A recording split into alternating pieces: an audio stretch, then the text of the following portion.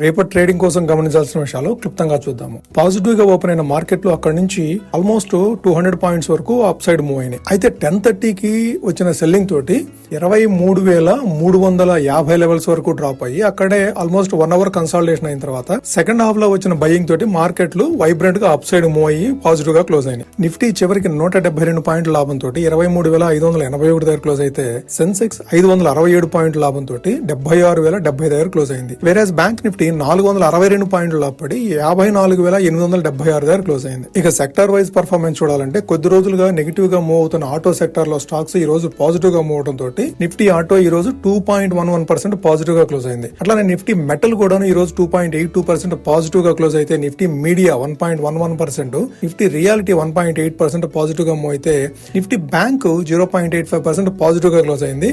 Nifty IT మాత్రం ఎప్పట్లానే 0.97% negative గా close అయింది. నిఫ్టీ ఎఫ్ఎంసీజీ అది కూడాను 0.75% నెగిటివ్ గా క్లోజ్ అయింది.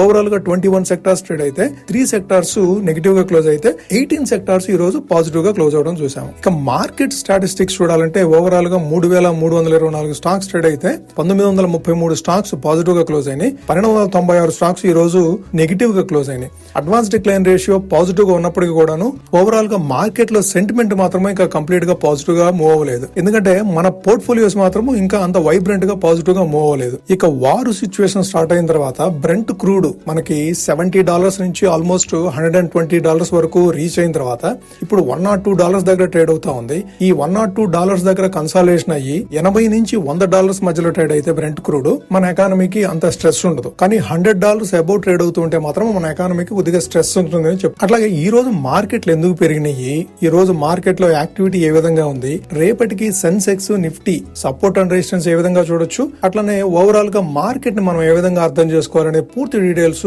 మనం ఫుల్ వీడియోలో డిస్కస్ చేయడం జరిగింది. మీకు వీలైతే గనక ఇక్కడ ఇచ్చిన లింక్ ద్వారా మీరు ఆ వీడియోని వాచ్ చేస్తే మీకు మంచి ఇన్ఫర్మేషన్ వస్తుంది. ఇక ఎఫ్ఐఐ డిఐఐ యాక్టివిటీ చూడాలంటే నిన్నటి రోజున ఎఫ్ఐఐ 9,366 కోట్ల వర్త్ ఆఫ్ స్టాక్స్ సెల్ చేస్తే డిఐఎస్ 12,593 కోట్ల వర్త్ ఆఫ్ స్టాక్స్ బై చేయడం చూసాం. ఎఫ్ఐఎస్ మాత్రం రిలెస్లెస్ గా సెల్ చేస్తూనే ఉన్నారు. వాళ్ళు more than 6,000 more than 7,000 crores cell చేస్తూనే ఉన్నారు మన మార్కెట్ లో. ఇక చార్ట్ ప్రకారం నిఫ్టీకి సపోర్ట్ చూడాలంటే 23,400 దగ్గర సపోర్ట్ చూడొచ్చు. అదే రెసిస్టెన్స్ విషయానికి వస్తే 23,700. ఈ రెండు లెవెల్స్ మధ్యలో ఏ విధంగా ట్రేడ్ అవుతుందని బట్టి మన మార్కెట్ లో డైరెక్షన్ తీసుకునే అవకాశం ఉంది. అదే సెన్సెక్స్ కి సపోర్ట్ అండ్ రెసిస్టెన్స్ చూడాలంటే సపోర్ట్ 75,450 దగ్గర సపోర్ట్ తీసుకునే అవకాశం ఉంది. అదే రెసిస్టెన్స్ చూస్తే ఇక్కడ నుంచి 400 పాయింట్లు, ఈ రోజు క్లోజింగ్ నుంచి 400 పాయింట్లు అంటే 76,450 దగ్గర రెసిస్టెన్స్ ఫేస్ చేసే అవకాశం ఉంది. Thank you friends, please like the video and subscribe the channel for daily content.